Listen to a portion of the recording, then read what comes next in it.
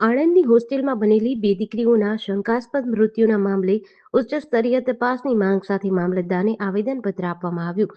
આવેદનમાં જણાવ્યા અનુસાર ડિસેમ્બર 2024માં 11 સાયન્સમાં અભ્યાસ કરતી દીકરી આરતીકુમારી ખુમાનસી કોલચાનું હોસ્ટેલમાં શંકાસ્પદ સંજોગોમાં મૃત્યુ થયું હતું.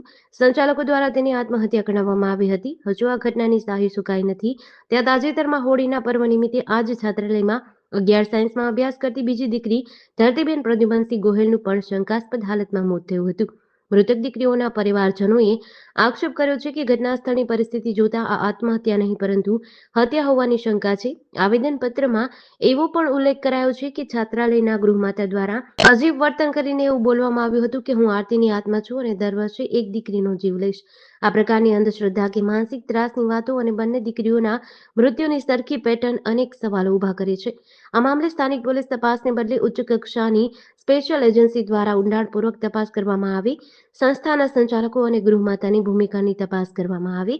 ભવિષ્યમાં અન્ય કોઈ દીકરી સાથે આવો બનાવ ન બને તે માટે કડક પગલાં લેવામાં આવે તેવી માંગ કરવામાં આવી હતી.